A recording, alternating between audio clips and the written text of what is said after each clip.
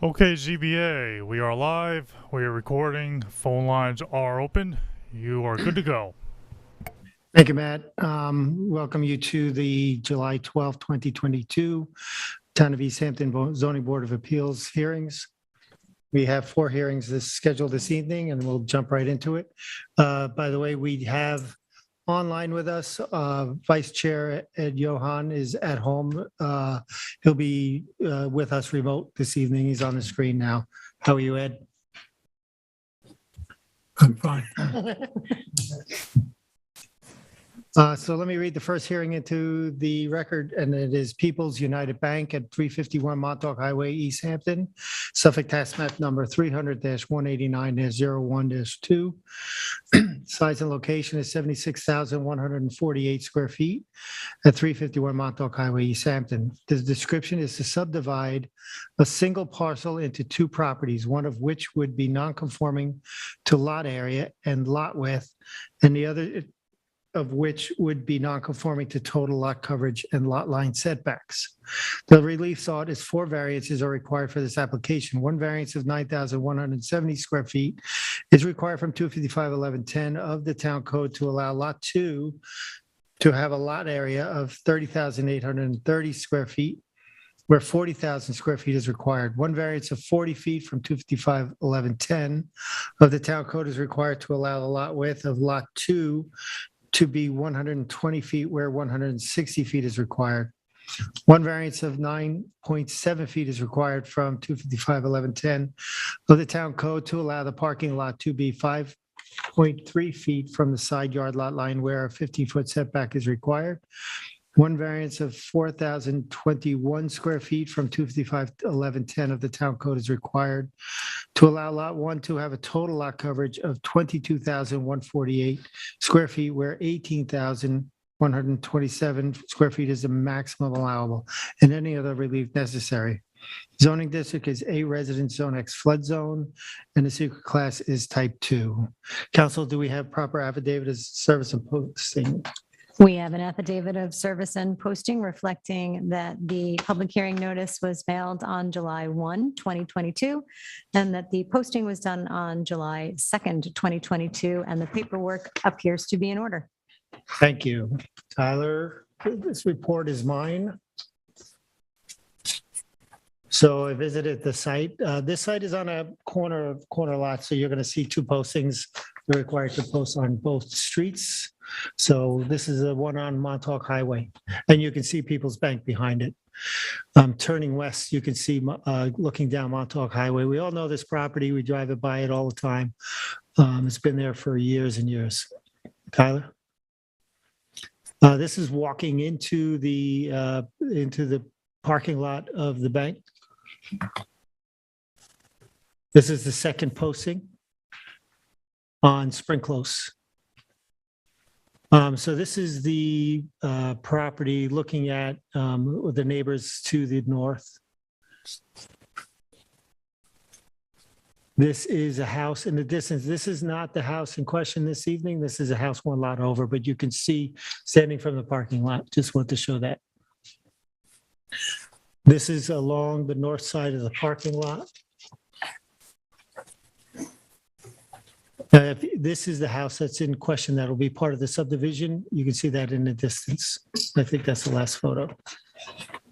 Do we have the applicant here this evening? Are you? Come on up.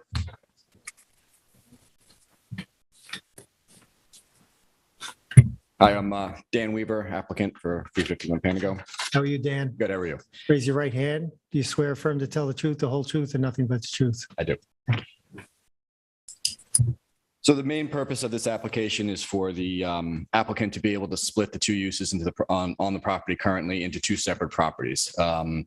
Being a financial institution, they prefer to have, they don't like the idea of the mixed use on one property, so they wanted to separate the 2 uses.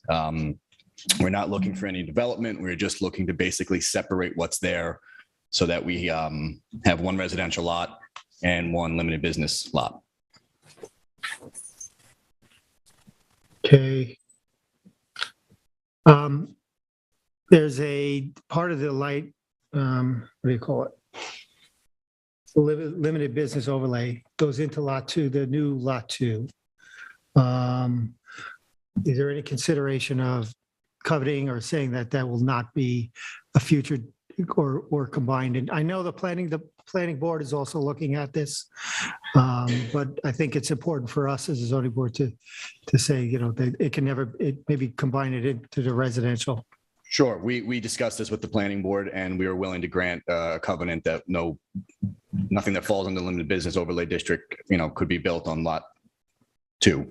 So we are willing to grant that. Absolutely. Anybody have any questions? That wasn't my question. Terry?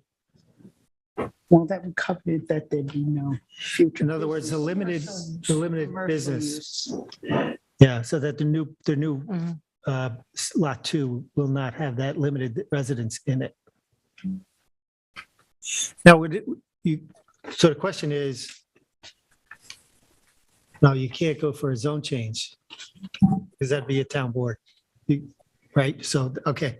So that's That'll good. be a covenant. Yeah. Yeah. Ed, do you have any questions, Ed? Only that I looked at the planting plan, and I'm wondering if that planting plan that was submitted was run by our planner, and I guess we can talk to him when he comes up. I see what they have planned here, 6-foot trees at the entry, and there's some other ones that seem to be right in the line of sight of the business area and the private residence. And I think that's going to be critical down the line to protect that property. So I'm wondering just how much play or how much involvement our planning board had with that planning plan. Has it been run by them? If we have any suggestions about either improving it or increasing the size of the material. That's the one thing I'm looking at, of course, along with the business overlay, so we don't run into a problem with this parcel in the future. But I think protecting that house in the future, if this was subdivided from the commercial property, seems to be a good goal here. And it seems like they're making an effort. So I'm just looking for some feedback in that area. Yeah, I don't know. I mean, The planning board is deeply involved in this planting, but I think that's a question, Ed? Is Yeah, basically. I just want to know that this has been run by them. that correct, Ed? It has been run by the planning board, and they did accept the planting plan. And Okay. I guess my concern is the usual with creating 2 non-conforming parcels now out of one parcel. And on lot 2, where it says existing septic to be abandoned, that's actually already been, there's already been a septic upgrade. On the oh, there property. has, there was one, okay. We're paralleling with the health department currently. And as part of the health department application, there's already been some septic upgrades that have happened to the property. So, Because it says it for lot 1, but it just says on the subdivision to be abandoned. It doesn't have any additional information. believe the one on the screen here, that's on the screen now, does show the new septic system for the residential lot.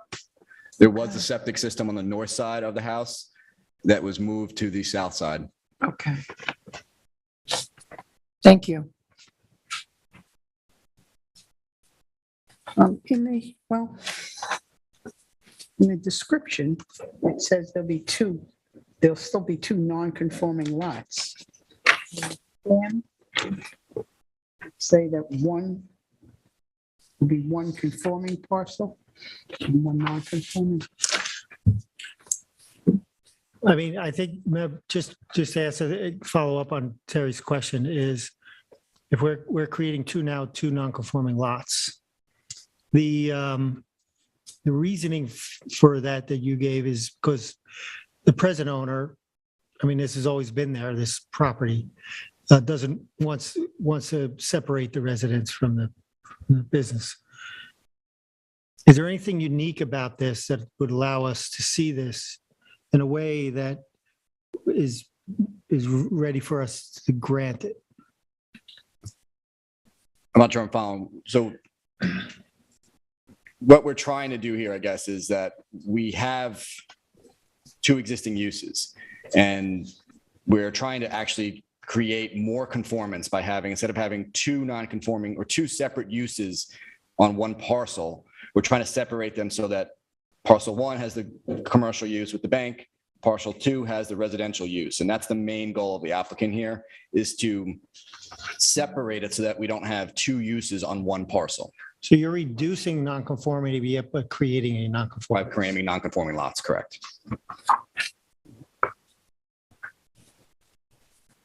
Any questions? Um,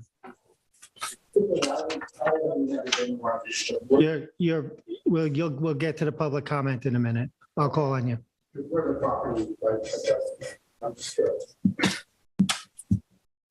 Any more questions? Ed? Well, just to be clear, and you've already covered this, Mr. Chair, but the planning board, seems to be in support of this application, but they did recommend that, proper covenants and restrictions be put in place. And I guess, Mr. Weaver, you're agreeing that your applicant is willing to, you're going to continue having that discussion with the town and with the planners here, so we can come up with a mechanism that's going to protect this, protect us if we do come forward with this approval. Is that correct? We're working on this now? That is correct. I would assume be a condition of approval, and we would definitely pursue that, at the time of the condition. Yeah. I mean, it's not something we can grant until we have approval, but if once we have approvals, yes, absolutely be willing to grant it. Okay. Questions, anybody? We're here from the planning department. Sure. Yeah, let's see. Tyler? Thank you, Dan. Good evening. Hi, Tyler Tyler. Borzak for the planning department. You swear firm to tell the truth, the whole truth, and nothing but the truth. I do. Thank you. So I'll go over a little bit of over the more specific details of the project.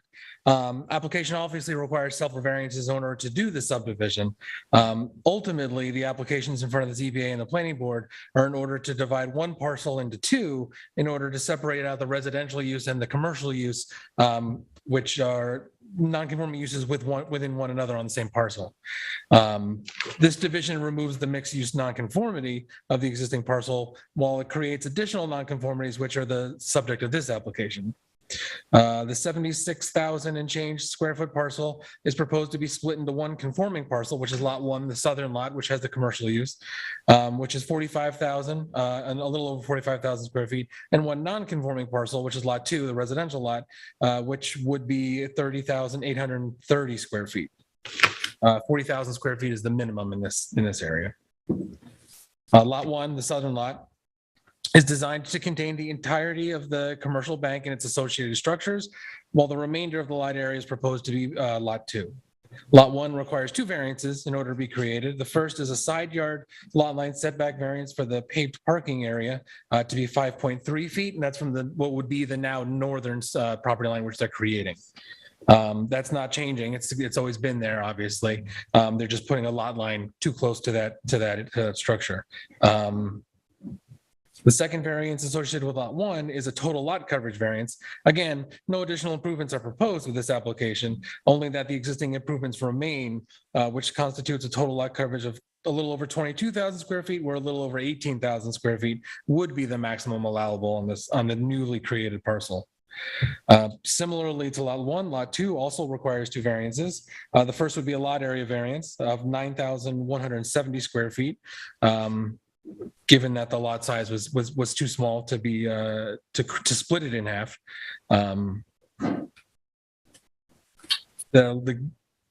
Because the property is less than 80,000 square feet, even if they split the 2 lots perfectly, there wouldn't be enough lot area to make them 2 40,000 square foot lots. So there would be at least some level of a lot area variance in this case.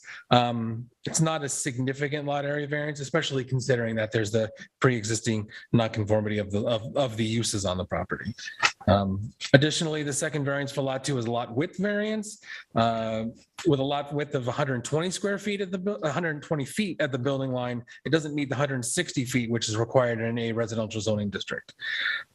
This application has been in front of the planning board for quite some time, working out the layout and the exact details. The planning board did send comments to the ZBA, which stated that the planning board members have expressed support for the variances in front of the ZBA. The planning board also noted, as was discussed, the fact that the northern lot has a little bit of the limited business overlay district. Although it is a very small area, it is feasible that at some point in time it could be used for commercial use on that property, and they suggested that there be covenants and restrictions that would prohibit the northern lot lot 2 from containing future commercial uses, which it seems that the applicant is okay with, and you had already discussed. And it was already just, it was brought up, the planting plan was brought up, and that was, had already been reviewed by the planning board planners, and they felt that it was adequate. It's mostly just for screening between the two lots. It's not like a revegetation to reestablish native habitat as much as it is a screening for that side yard, the side yard setback issues. Other than that, I can answer any questions you might have. One question I have, Tyler, is related to lot 2, the residential lot. It is now going to be a non-conforming lot, both 2 area and width. And you have a residence on there. If the applicant decided to come, expand the residence or anything like that, what would be required? They would have to come back to us, right? Or what would be the requirement of They that? could potentially, if they wanted to tear it down and rebuild it, they could build a conforming Then residence. they would have to conform completely to it. They wouldn't have, the only thing they would have to conform to would be Setbacks. as if you bought a house and had to build it. Yeah. So the setbacks, pyramid, GFA, those would be the things they'd have to conform with. There wouldn't be any issues. Once you've created the lot's created. There's nothing else they need as far as those dimensions are required once it's done. The only things they would have to be as if it was any other non-conforming lot in town, which there are plenty of. Okay. Questions for Tyler? How much is the limited business overlay on lot 2? What's the size of that? It's down, it's right there. That's it right there. This line here, Yeah, I know. this is the proposed lot line. And this would be the LBO area. So this only the small triangle really is what's that area that's within it. It's a small area, but it's on there nonetheless. But would an alternative be, I think, as the chair started to say, to actually request a zone change on? But that would require a town board resolution. Right. One of the suggestions is that the town board address it and remove that LBO area. But obviously that's not something that this or the planning board is able to do by themselves.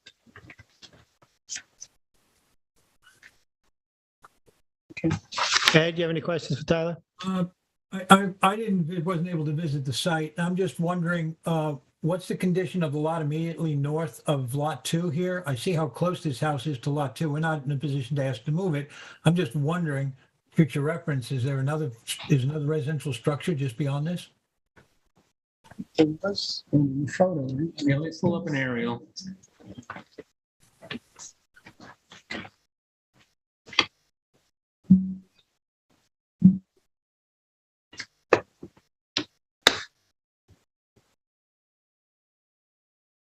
So this is obviously the existing lot as it is today, one lot. The residence is here. This is the existing northern residence up here, and then a house to the east as well. Right. Okay, so anything that ever would, if any future work to be done on the house, the residence on lot 2 would likely come back in front of us anyway, at this point. They're so close to the property line here. Right, unless they constructed, to the south of the existing residence. Right. Okay, thank you. I think it's existing non-conforming as Yeah, as long as they're not increasing the nonconformity. Right. Yeah, the existing setback is like 5 feet. Right. So. Okay, thank you. Thank you. Should we go to the public? Yeah, Is there anybody from the public here? Want to come to the podium?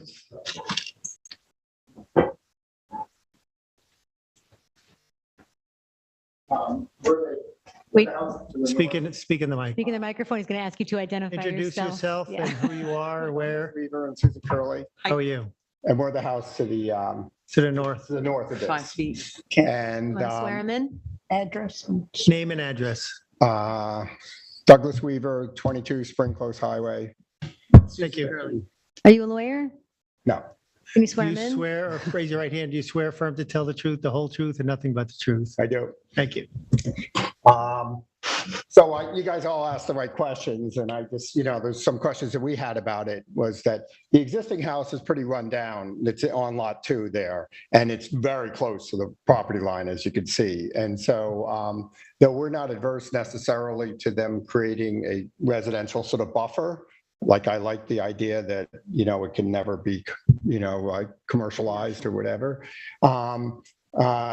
we would think, I'd be concerned that like if they are going to develop on it and build a new house on it, that it would be of size that was proportionate to the new 3/4 acre, not an acre size, right? Is that like the It lot? would have to meet, it would have to meet all the requirements of the town code relative to that lot size. So the one thing that I'm concerned about is the existing structure, to the extent that they've now created a very narrow lot with a very narrow setback to the driveway.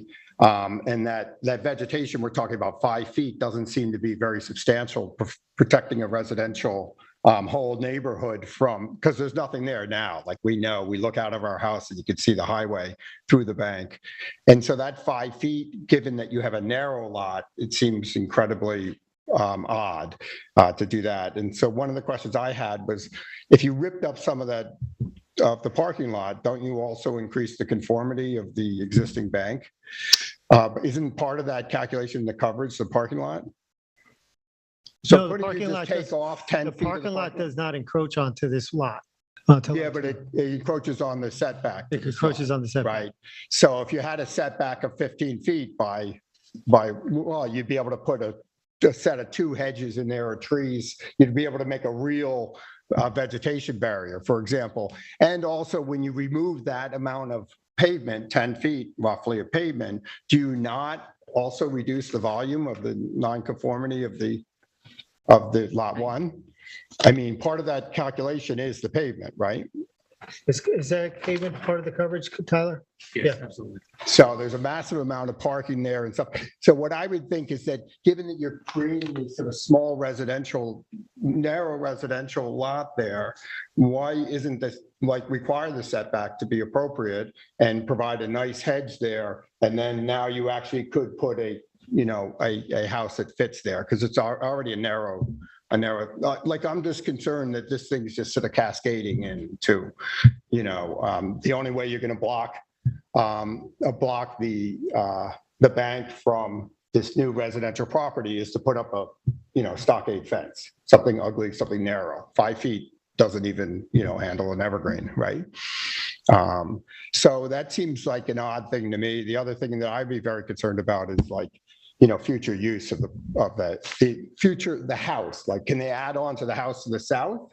And leave it where it is, which is literally, I don't know, 3 feet, or you said 5 feet from our property line? As long as the addition is not increasing the nonconformity.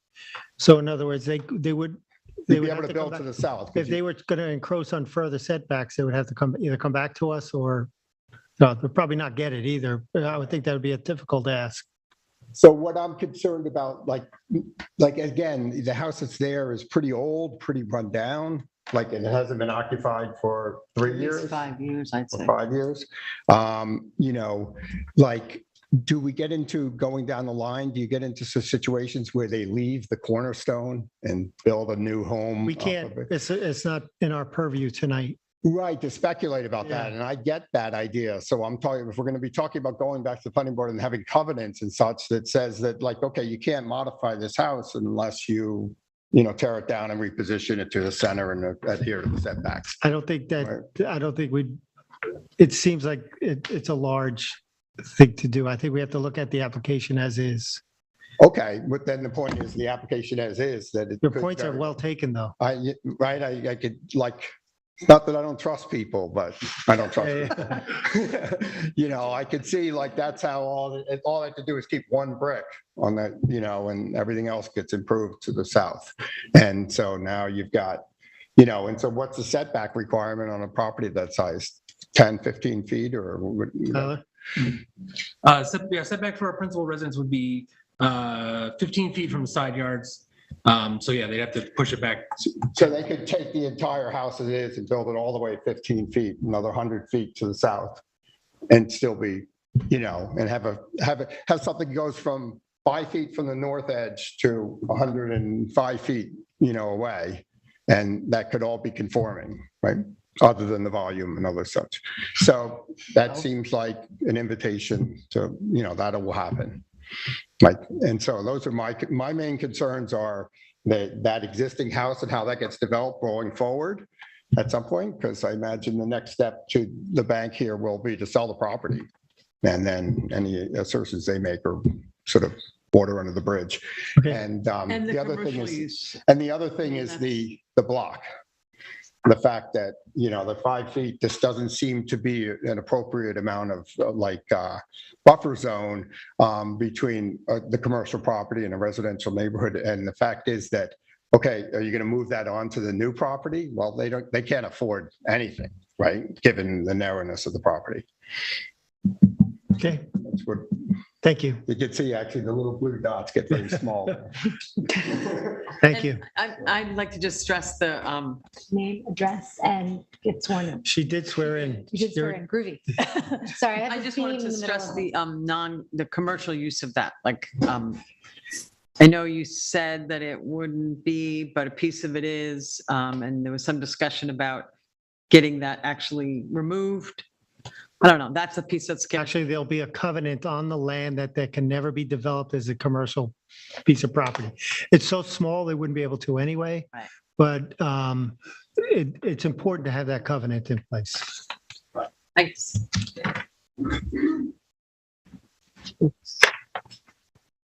Dan?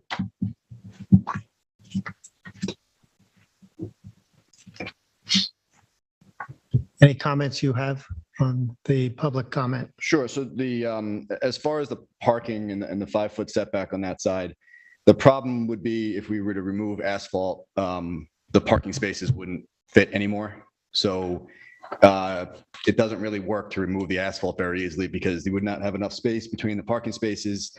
We have to revisit an entire new parking plan. I believe the way the parking plan, the landscape plan is, while the bushes are smaller in that area, they're denser together. I do believe it will provide adequate screening, and it will provide more screening than is there now between the residential lot to the north and the parking. And yes, obviously, like to the covenants, we're very willing to grant the covenants, so there will be no commercial development on lot 2. They're concerned also about the existing residence and expanding it. Right now, if we're being asked to allow a nonconformity with a very narrow lot line setback, if somebody were to come in there and expand that house by right to, in other words, expand it within the conforming area, it could. Their concern was that it could substantially increase the size of the house and keep it at that nonconformity. Yeah, I mean, there is the potential for that. I can't answer to what future development might happen on that residential lot. It hasn't been something that I've discussed with the client, the property owner. But there is an existing non-conforming use. I mean, they could potentially expand on the house as is without the subdivision, and you would still have the issue of a larger house that's in a non-conforming location. They would be entitled to that as the lot is currently constructed. So again, it's something that the applicant can do without the subdivision if they so desired. Okay. Anybody have any questions? Well, this grass drive for the residents, that says exists today. And so that's going to be right on the property line. That's as it exists today. That's not a proposed new driveway. There's an existing driveway in that location, correct? I don't think do you have any questions? No, I just in relative to the concerns of the member of the public, any redevelopment would move it in a more favorable place. And of course, he's worried about the house being added onto as it sits. And if there were additional nonconformities, it would come in front of the board. I think that, he already has a house too close to his property line by his own estimation, but, and he's correct. However, I don't see that there's anything, like you've already pointed out, we can do within our jurisdiction, and any other changes in the future would have, planning department scrutiny. So it seems to me as if, some of his fears are not ones that are going to be too major as this moves forward. Thank you. Thank you, Dan. You. With that, I'll make a motion in case of, Callers? oh, anybody online, Matt? We have 0 calls on the line. Thank you. With that, I make a motion to close the public hearing and the public record for People's United Bank at 351 Montauk Highway, East Hampton, Suffolk Tax Act number 300-189-01-2. Second that. I concur. I concur. Thank you. The next hearing is Tricia and Daniel Shea at 137 Westlake Drive in Montauk, Suffolk Tax Map Number 300-019-10-6. The size and location is 38,534.21 square feet at 137 Westlake Drive, Montauk Beach Development Corp., south portion of Westlake Residential Section, subdivision number 6, block 154, part of lots 1, 2, and 3, map number 1016. The description is construct 13 square feet of decking, 42.5 square feet of outdoor shower, 44.4 square feet of barbecue area, patio, approximately 325 square feet of gravel parking, paver walkway, approximately 550 square feet of revegetation, and an upgrade sanitary system on a parcel of land within jurisdiction and setbacks of freshwater wetlands. The relief sought is a natural resources special permit pursuant to 255-420 of the East Hampton Town Code, and 3 variances are required for this application. Variances of approximately 45.2 feet, 41 feet, and 25.5 feet are required from 255-430 of the Town Code to construct the proposed decking 54.8 feet, patio pavers and barbecue 59 feet, and outdoor shower 74.5 feet from freshwater wetlands where 100-foot setbacks are required. Any other relief necessary. The zoning district is B residence, Zone X flood zone, and the secret class is type 2. Council, do we have proper affidavit of service and posting? We have an affidavit of service and posting reflecting that the mailing was done on June 27th, 2022, and the posting was done on June 29th, 2022, and the paperwork appears to be in order. Thank you. Barry, you got this? I got this. Yeah. Okay, well, I'm standing actually in front of the posting now, and this is a shot looking across the street to the east on Westlake Drive. Behind, okay, that's good enough. Okay, this is a shot looking up north to the north direction on Westlake Drive. And there's the official notice and posting. It's properly posted. See the house in the background. Next. And this is a shot in the other direction toward the south. You can see where the road to Old Westlake Drive veers off, and a lot of traffic on Westlake Drive heading south. Next. I took this shot there. They've been there for quite a while. I don't know that it relates to this project at all, but I took it from the applicant's property going down all the way to the corner of South Fairview. These hay bales have been there for quite some time. Next. This is the front of the house. See the covered porch area, and actually the driveway area that is proposed to be added to over there. You can see the bins, the storage bins in the corner there, and then that's all. That work has already been done. The gravel parking area. And next, so okay, now this is a shot up the north side of the property. You can see the air conditioning units, and behind that is the area where the proposed deck and patio pavers and proposed showers. We'll see more of that later. Next, now that better shot of the gravel parking area is there. Those bins line up with the end of the house on the north side. Next. This is a shot from the other side of that now, from standing more near the property line. There's another area that says brick, existing gravel to be removed, I believe. I don't know, that maybe the applicant can confirm that that's that area behind the spruce tree, that gravel is going to be removed. Next. This is a shot now. I've turned toward the west, and I'm still on the northern side of the property, and that's just in the direction of where Garfield Avenue, the unopened road, is, and the property line runs along it and goes veers out a little bit to the northwest. You can see the odd shape of the property here. Next, that's a more open view of that same layout, basically. Next. This is the area with the fence that shows the There's the wire fencing.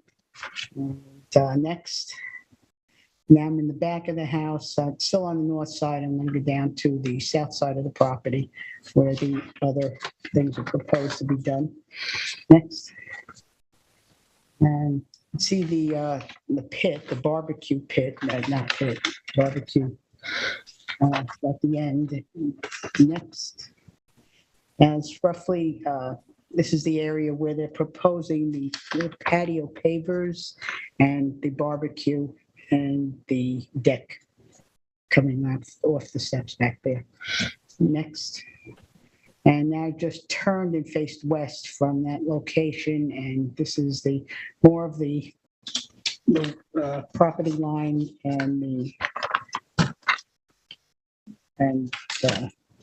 proposed scenic easement, direction of the proposed scenic easement, and more of the properties next to this property.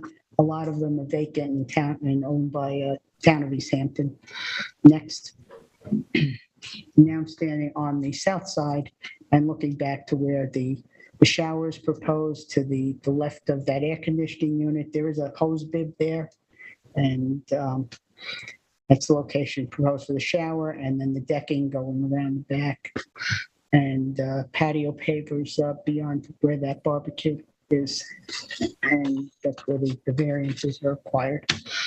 And I think I turn next. Is there more, Tyler?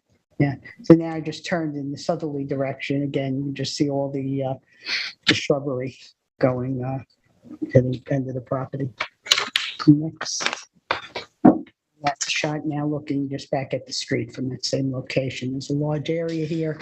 And on the survey, there's an area that indicates existing clearing to be revegetated. I'm not exactly sure, how much of that is that clearing or if there's more. And that's, okay, you can skip that one. Thank you. That should be the answer. Thank you, Terry. Do we have the applicant here this evening? Come on forward.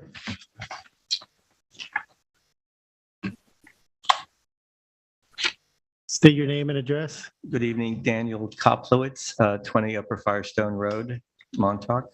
You're an attorney? No, I'm an architect. I'm the Great. You want to architect. raise your right hand? You swear affirm to tell the truth and nothing but the truth? I do. Thank you.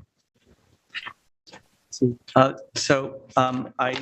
took on this project because I feel that decks are the most important room of your house. And this client had no outdoor space, no patio, just grass and these little stoops in the back of their house. And I felt, and they were willing to take the long task of trying to get a deck for that they could not sit, with the ticks and on the grass, and have a place to eat outside that's more comfortable. It's the first house I've seen in Montauk that doesn't have a patio or a deck. I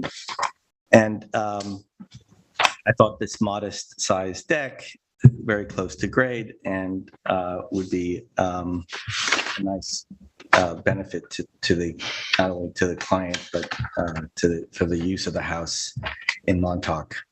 It's very straightforward, and they had no outdoor shower, and I thought that would be also a nice amenity to have at a beach house or a house near the beach. It's pretty straightforward.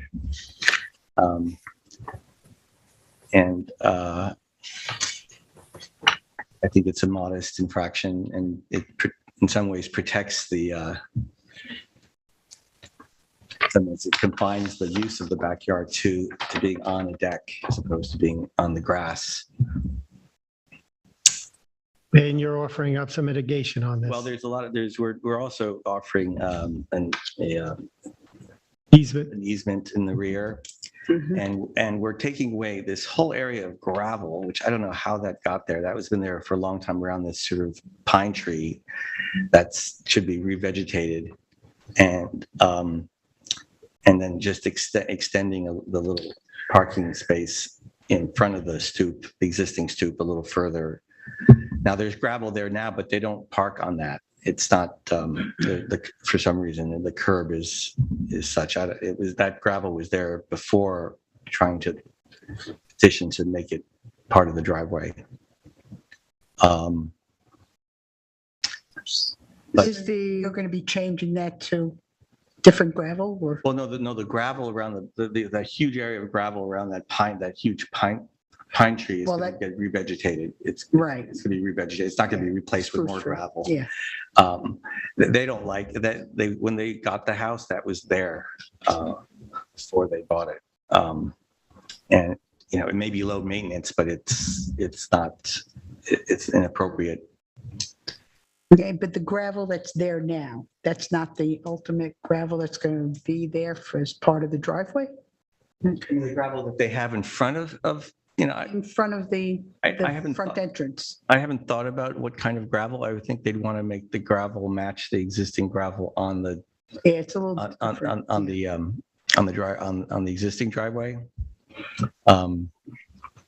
And I know that like a lot of people with garages, they fill up with bicycles and other than things, so they don't use their garage very much. But that's sort of the state of the application. I think revegetating that whole area to the south, which they don't use,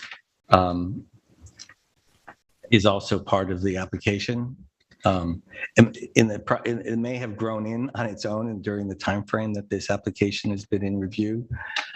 So I don't know whether your photographs show that area being that we're planning to revegetate have been grown, could have been taken over by. Actually looked larger to me then. Looked larger. Yeah, than it shows on the survey, but maybe it's the scale of the survey. Yeah. But do you know how much, was there a revegetation plan submitted? Not yet, no, but Not we yet. will submit the plan, to revegetate. We're also cutting back a little bit here and there and revegetating a much larger area. Okay, and you would submit a plan to be approved by the Absolutely. planning board if this were approved? And you're also upgrading the septic system. Yes, Yeah. those bales, by the way, were put by the water authority when they were excavating for running the new water line because they've already signed on and getting town water. They had a well, but the water was not the best. So those bales are from the water authority. They started that trenching or digging a few months ago. Thank you. and you have no objection to the proposed outdoor shower being directed to a drive well as mitigation? Absolutely. I brought I would put a small dry well and a drain, right, like a 3-foot diameter, 4 feet, right under. It's adequate. Yeah, a little small dry well. I even brought a cut sheet with me if you want to see it. And then no one can really see that there's no visible neighbors in the back of this house. But the night sky requirement for lighting, the lighting would all be night sky compliant, dark sky compliant. Thank you. Ed, do you have any questions? Just that to clarify, in the TAM, it says there's a proposed 550 square feet of revegetation, and that's going to go where you've already described the gravels to be removed, right? That's primarily where that 550 is? I think it's in addition. I think that may be in addition to the 550. Okay, I see he circled it here as the re-veg area. Yeah, okay. Yeah. All right. So that'll be in addition. So the area with gravel. I think it may be already.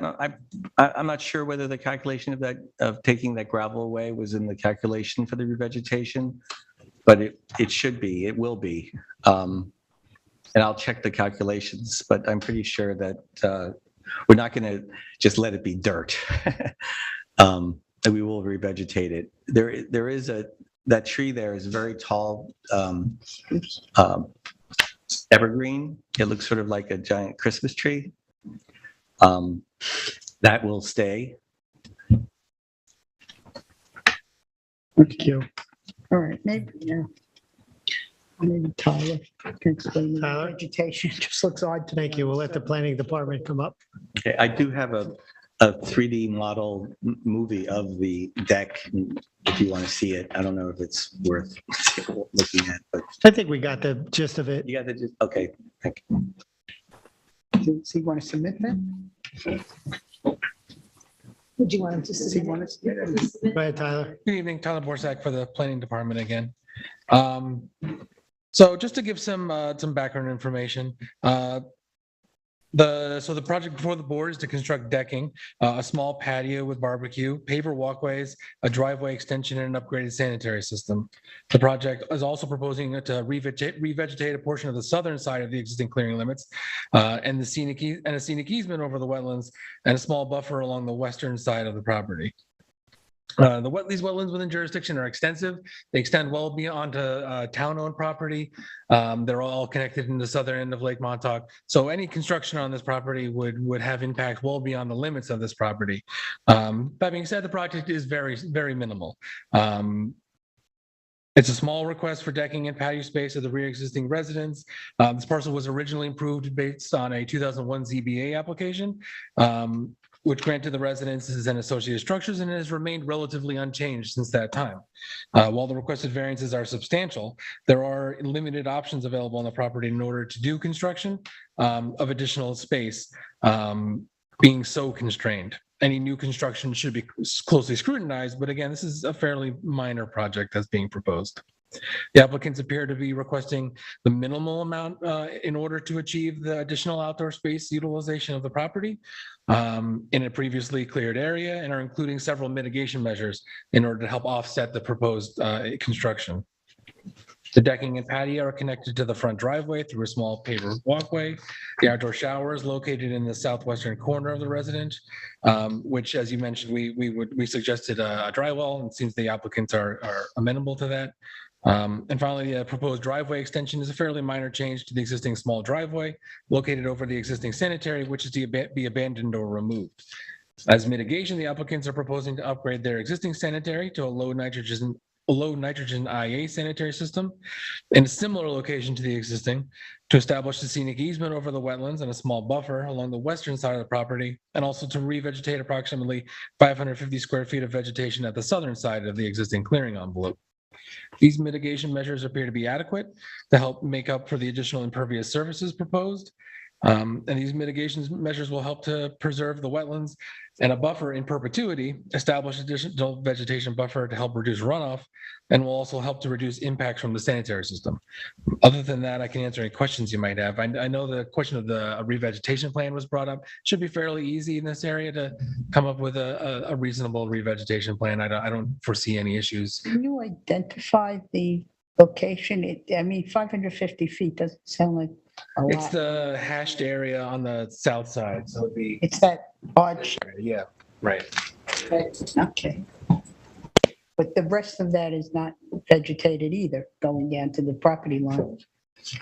The rest of it beyond that is vegetated, absolutely. Yeah, it's a large property. The scale of the survey, I think, might be deceiving. Is that what it is? What is it? Yeah, I can pull up the aerial too.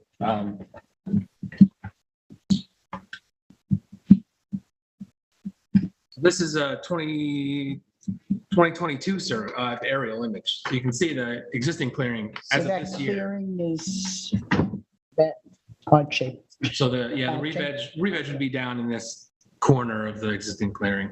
You can see that existing tree there.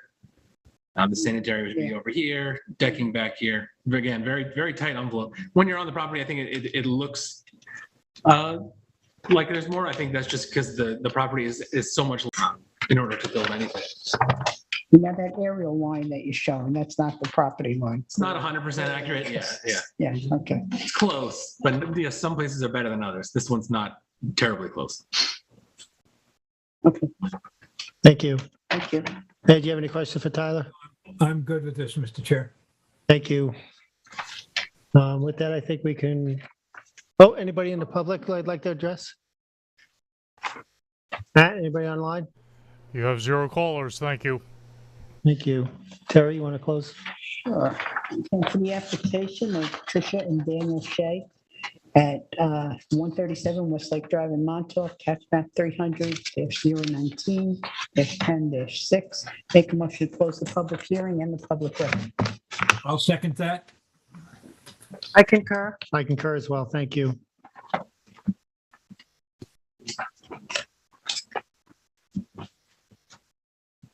Our next hearing tonight is Patrick Marcellier, 15 Island Road in East Hampton. Suffolk Tax Map number 300-093-03-09. Size and location is 22,000 square foot at 15 Island Road, Hampton Water, section 1, map 2799 in East Hampton. The description is to allow approximately 192 square feet of decking and children's playhouse constructed within the wetland setbacks to remain on a parcel of land containing wetlands. Leaf sort is a natural resources special permit pursuant to 255-420, a variance from 255-440, minimum wetland setbacks and any other relief necessary from the town code. Wetland setback variances of 16.8 feet and 39.9 feet are required to allow the deck and playhouse to remain 83.2 feet and 60.1 foot respectively from wetlands where a 100-foot setback is required. The zoning district is B residence, AE flood zone, elevation 6, and the secret class is type 2. Rick, is that you? Oh, council, do we have proper affidavit of service and posting? We do. We have an affidavit of service and posting reflecting that the mailing was done on the 29th of June, 2022, and the posting was done on the 1st of July, 2022, and the paperwork appears to be in order. Thank you. Thank you, and this is my report, so I'll go through the slides. As you see, it was properly posted. Turning down, this is looking down Island Road to the end of the road. This is looking into the driveway of the residence. And one of the things we'll point out, I think is important for us to look at as we walk around the back rear of the house, is to look at the clearing. This is looking towards around the back of the house. The driveway, I'm sorry, this is looking down the driveway in the front of the house and the houses before us.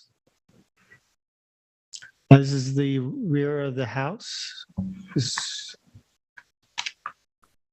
Next, this is the playhouse that's in question this evening. Get another shot of the playhouse and surrounding areas. This is the edge of the grass line. I think this is to the north or south. This is the south, I think. Next, walking along that, you can see the wetlands would be in the distance there. And this is looking back from where I was just standing from towards near the wetlands, looking back at the playhouse and their main residence. That's it. Thank you. Rick? Okay. Good evening, Mr. Chairman, members of the board.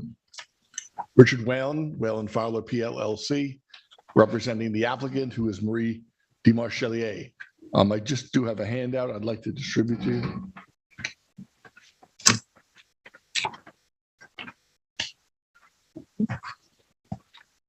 you.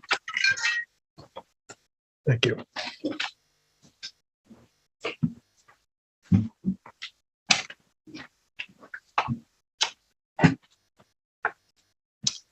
First of all, I'd like to note for the record, the applicant should now be Marie DeMarchelier.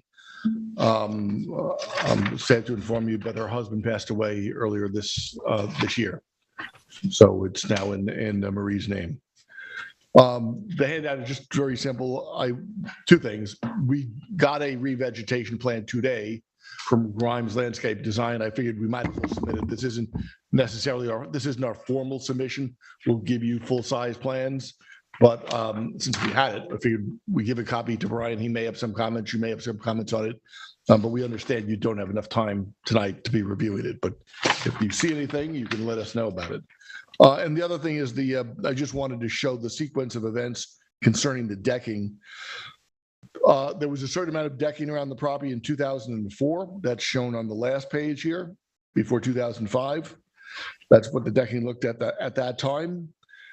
This decking is entirely, I think, on the second floor level.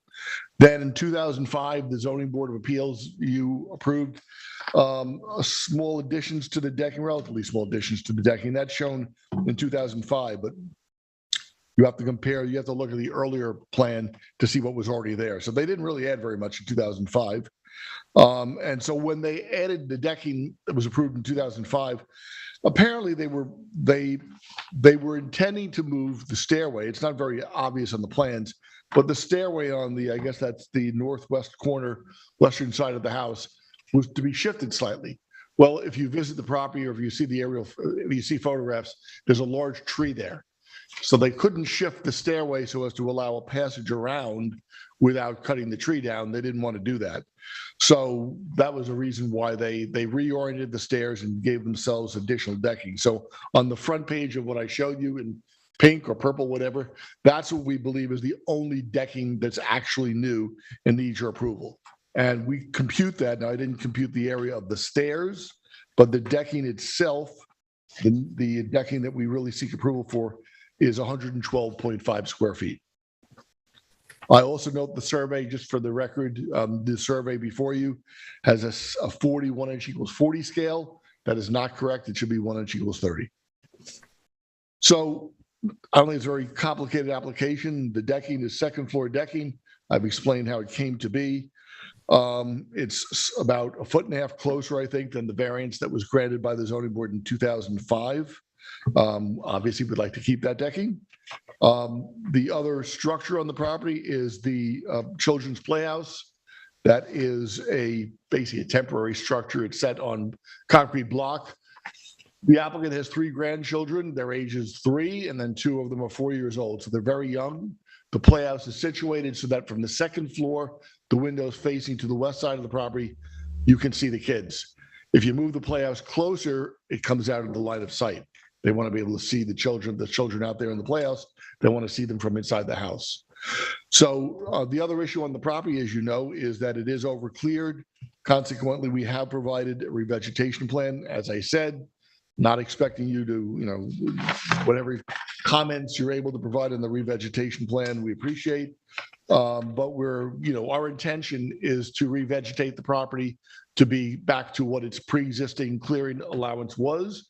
And we will cooperate with you on, whatever you think is needed in terms of the revegetation. And I don't know whether Brian will be prepared to have any comments on that or not, but, the intention is to work with the board and revegetate to your satisfaction. That's really all I have. Did Brian get a copy of that? We gave him a copy earlier today and he got a small copy today, this evening. So on the survey, though, it says clearing permitted, which is 18,000. Existing is 7,275. Well, the property was had a pre-existing, it had been pre-existing. The pre-existing clearing was in excess of what you'd be allowed today. But there was additional clearing within the last few years. That's what we have to Correct. So rectify. my question is, when you submit formally, you're going to formally submit the planting plan? Yes. Will it have the proposed final clearing on it? You mean the percentage? The calculations? Yeah, I was looking at this because I didn't actually see them on here. It's kind of weird because it Yeah. says proposed is less than the existing. I know, because they, I'm actually seeing the numbers were.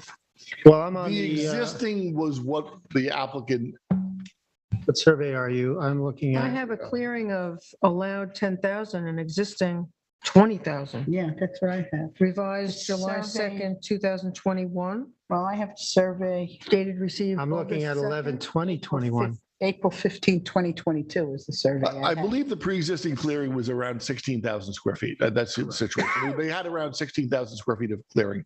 Well- They cleared around 4,300 square feet of land without permission.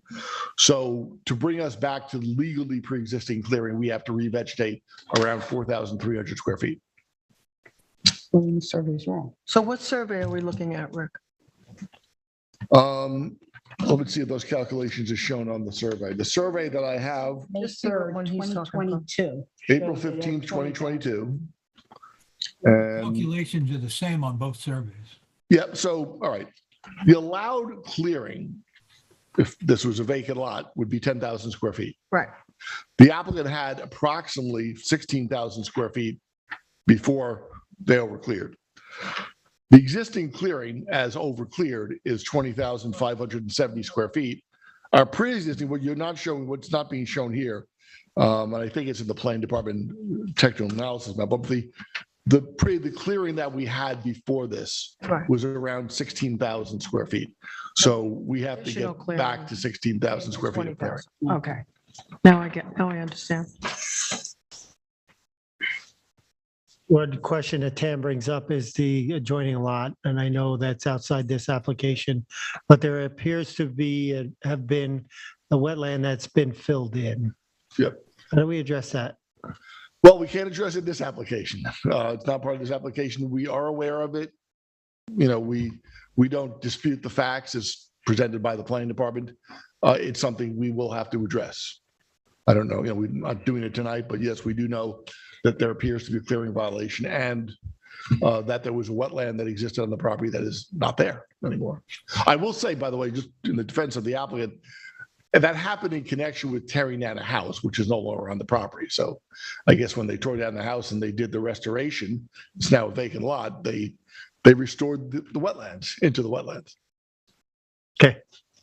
We'll hear from Brian on that too, I'm sure. Any other questions, Ed? You got any questions? No, I'm fine for now, Mr. Chair. Barry? Niece? I'm good too. Thank you. All right, thank you. Brian?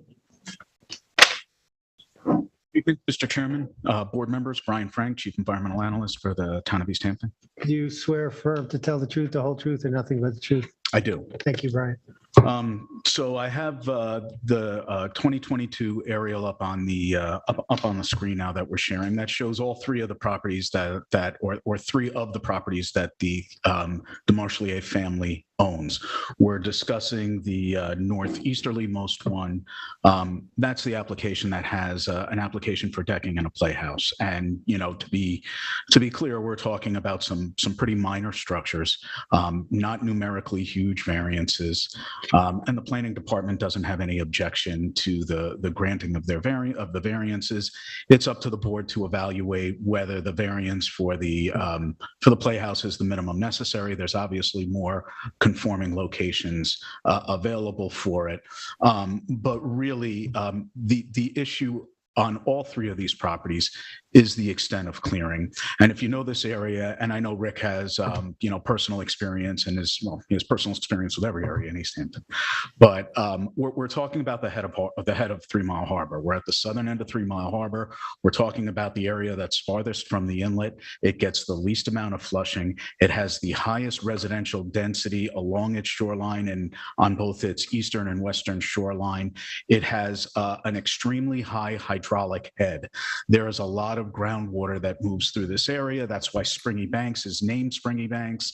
And we see that reflected throughout this area. Much of this area, much of the Hampton Water subdivision was developed at a time before contemporary environmental regulations.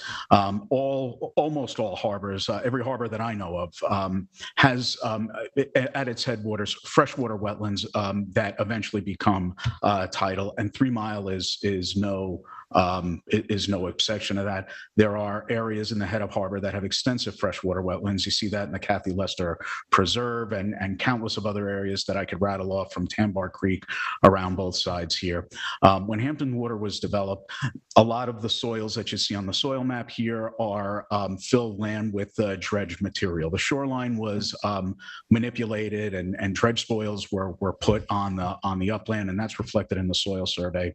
And that has resulted in some relic freshwater wetlands that were probably a lot more expensive, and this is no exception. You can see the surface waters of 3 Mile Harbor in the western or the left section of the photograph there.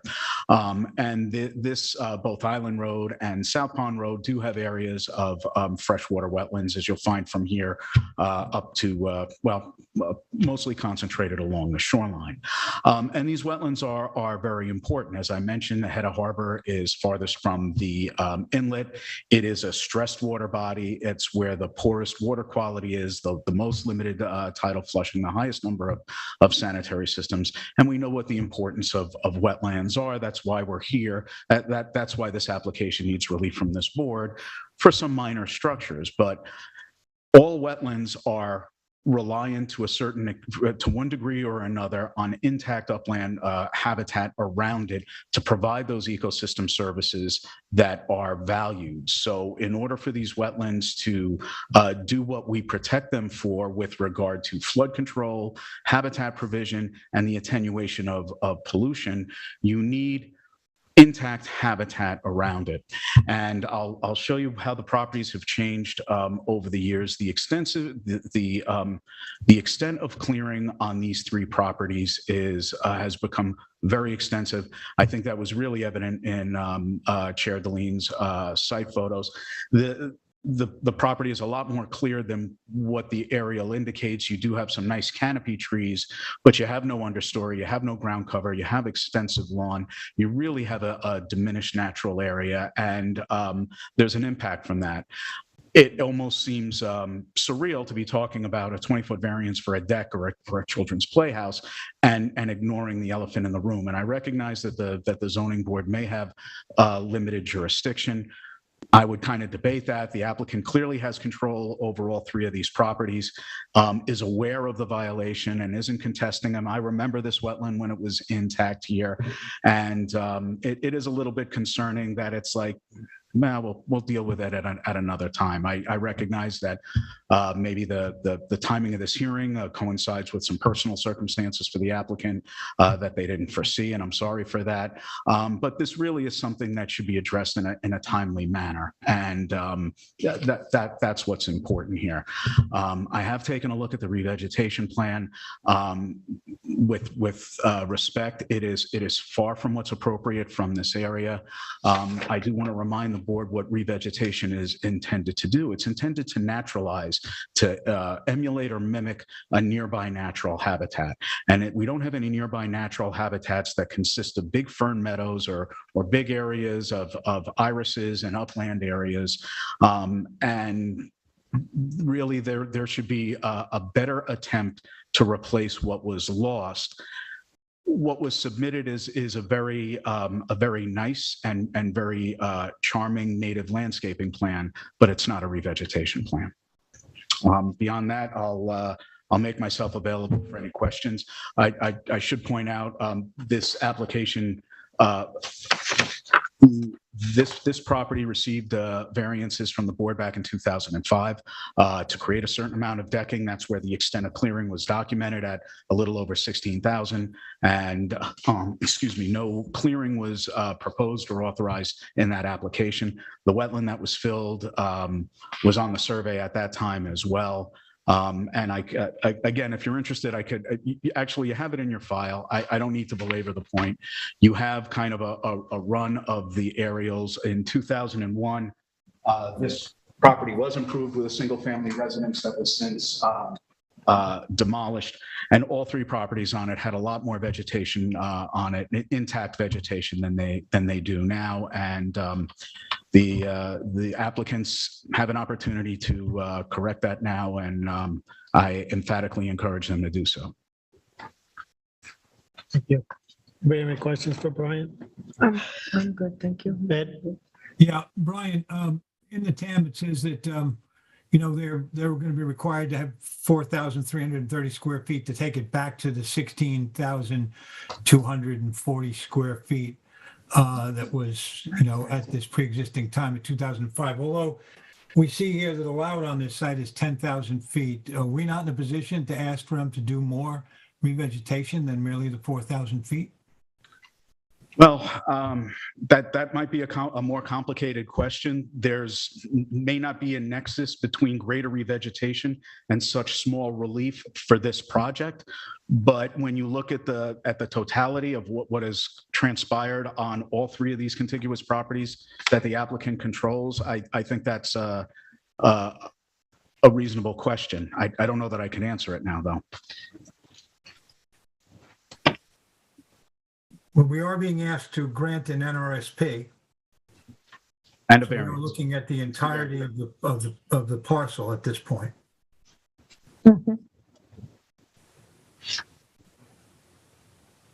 Good? Yeah, I'm good. Thank you. Anybody else? Good, thank you. Good. Anybody from the public? Thank you, Brian. No, Rick, you want to closing? I'm just gonna, kind of mimic what's been said tonight in the terms that the wholes of some of the parts here. And there is one lone player. So, we are all aware too that the head of the harbor here is a problem area, and would like to see some efforts by this applicant if they could. I know we can't do it in this application, but I just want to say that. I just want to make that point. Richard Whalen again, the attorney for the applicant, Marie DeMarchelier. I actually disagree with anything that Brian said. I think he's completely accurate. He did credit me with some knowledge of the history, so I'll give you a little bit of history background. The pond to the left, so this is within the subdivision map of Hampton Waters. Hampton Waters began to be developed in 1958. This was one of the first sections to be developed. And as Brian indicated, there was some land alteration done at that time. The pond that you see just off the northwest side of the aerial, there's Weir Pond, Weir Point Pond. Some people call it Oyster Pond. I call it Weir Pond. That was a man-made pond from an original freshwater wetland. To the south, on the south side of Island Road, out of the picture, on the other side of those houses, is an arm of Upper Three Mile Harbor that also has a name. That's called Hedges Creek. And I looked at old aerial photographs. I don't actually think the wetland was any more extended. The wetland that was the southwest corner of that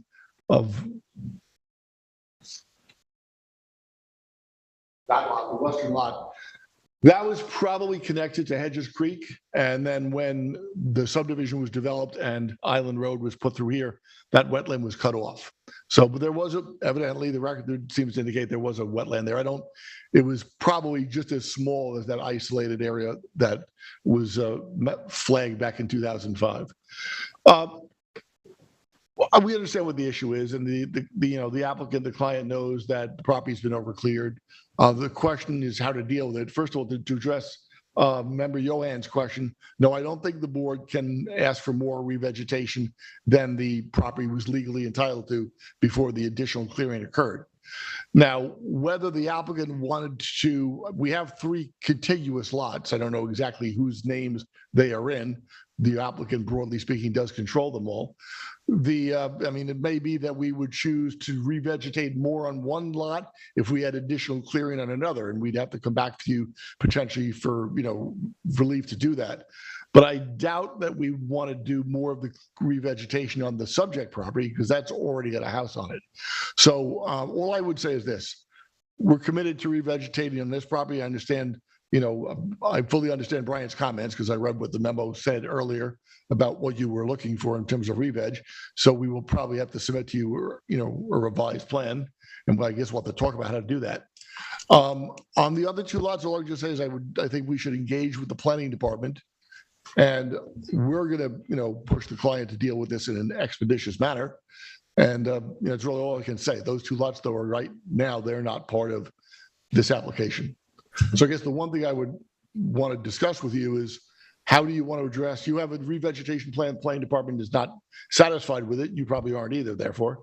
So we want something, you want something additional. We'll need time to do that. I don't know, you want to leave the record open for that? I presume that's the way you would want to deal with it. In this case, what time do you want to, what time would you be looking for? Just to be on the safe side, I'd probably say we should probably, ask for 4 weeks. Because they would have to have the landscape, Grimes' landscape design has to come up with a revised plan. You got to run it by the applicant, the client. It's even possible we might want to, talk informally to Brian so that we have an idea before we resubmit it that it's something that he would find acceptable. And Brian's going to need some time to review it and comment. So should we say 2 months? Or 6 weeks, maybe? 6 weeks for you? Or no, I'm saying Yeah, 4 you're weeks talking for total. you, So- 4 weeks for you and 4 weeks for them. Look, I guess if the process goes faster, then we'll truncate the time period, right? So yeah, so if you want to make it, could start with 30, and if for some reason you need more time, you can reach out to the. Yeah, I think, the chair's idea is maybe better. Let's start with the longer time period, and if we can do it faster, we'll do it faster. All right, so I just want to make sure they have adequate time to respond to it, Right. so. Well, we don't want to, we don't want to submit something that you're going to reject, so. So is the Correct. plan to work with the planning department for what's appropriate for the area? So two things. First of all, specifically on this revegetation plan on this Yes. parcel. And then, yes, broadly, we want to talk to the planning I mean, that department would about save what to time, do on too. the other two lots. Oh, okay. That That's where you part of want- it is not really before you Yes. right now. Okay. That's where it was, it's on. All right. Okay, so you're requesting, let's summarize some of this up again. You're requesting how much? 2 months, 8 weeks, what do you want to do? Okay, but let's be clear, it'd be 1 Let month me- for you and 1 month for them, Well, or, the time before we resubmit, the idea is that we would produce a plan and we would show it to the planning department. We won't submit it to you. We don't intend to submit it to you until the planning department is satisfied with it. That's how I'm 2 looking at months, it. or we just leave it for 2 Yeah, months? so it's just our submission of what Will we already be think is an vetted out. acceptable, vetted plan Yeah, to okay, make that 2 months. okay. So that would be September 12th. I mean, don't pick a date, don't pick a Sunday or something. The Going biggest into submission would be after you've discussed it all. Right. Mhm. What, 60 days? Either way, just pick it 8 weeks maybe. That way you wind up on a Tuesday again. Yeah. I tend to probably Would that prefer be that. September 13th. September 13th? Okay, thank All you. right, thank you. Therefore, I'll make the motion on Patrick. I think we did the public. You We have did. 0 calls on the line. Thank you. Make the motion for Patrick DeMarchelier at 15 Island Road in East Hampton, Suffolk, tax map number 300-093-03-09 to close the public hearing, but keep the public record open till September 13th. I'll second that. I concur. I'll concur. I concur as well. Thank you. 2 Thank you, Rick. months for. Okay. Okay, finally, we have David Wagner at 237 Kings Point Road, Springs, Suffolk tax map number 300-24-1-32. Size and location is 29,643 square feet at 237 Kings Point Road and contiguous to the waters of Gardeners Bay, Clearwater Beach, map number 2715, lot 21. Restoration of an eroded coast, description is a restoration of an eroded coastal bluff by removing foreign materials. Place and grade approximately 250 cubic yards of clean sand. Stabilize with quarry logs and erosion matting and plant with beach grass on a parcel of land containing coastal bluffs, beaches, and tidal wetlands. Relief sought is a natural resources special permit, NRSB pursuant to 255-420 of the County Code. Zoning district is B residence, Zone X flood zone, secret class is type 2. Denise? Affidavit? Counsel, do we have an affidavit We of service and do. posting? We have an affidavit of service and posting reflecting that the mailing was done on the 30th of June, 2022, and the posting was done on the 29th of June, 2022, and the paperwork appears to be in order. Thank you. Okay. And this is the official notice, which is in order and making us able to proceed with tonight's public hearing. Next, Brian, please. So this is at the toe of the bluff where there is a debris field. There looks to be fencing, plastic, vinyl. That's buried at the toe. This is actually the area of the proposed project. Next, please. This is just another angle, same thing. I'm actually, behind me is Gardeners Bay, so I'm looking right at the proposed area. This is, so I'm standing on the shore, and this is again a view of the neighboring bulkhead facing northwest. And you can actually, in the rear, see, I don't know if we can zoom on these, but I do have other photos. There's a bulkhead, and in front of that, there are the large boulders. And in front of the boulders is the debris field. Next photo, Brian. This, I wanted to give you a view right under the bulkhead to the which is the adjoining property owner. These are huge boulders. And again, in front of that is the debris field. Just another angle. This is all at the bottom of the bluff. This is facing in another direction. It's pretty much giving you just perspective of what it looks like from all angles. Same thing. Next, Brian. Just need an explanation as to where we're going with this pile. Next, please. This is, I wanted to get a view of the beach. It is a very rocky beach. Next, please. Gardeners Bay, right in their backyard. Another shot of the bulkhead to the adjoining property owner. That's it? Okay. Thank you. Mr. Wagner, I assume? You want to say your name? David Wagner is right there. Okay. I'm James Walker from InterScience. Oh, James, how are you? That's right. Raise your right hand. You swear firm to tell the truth, the whole truth, and nothing but the truth? I do. Oh, and I'm sorry, before we start, I do have one question.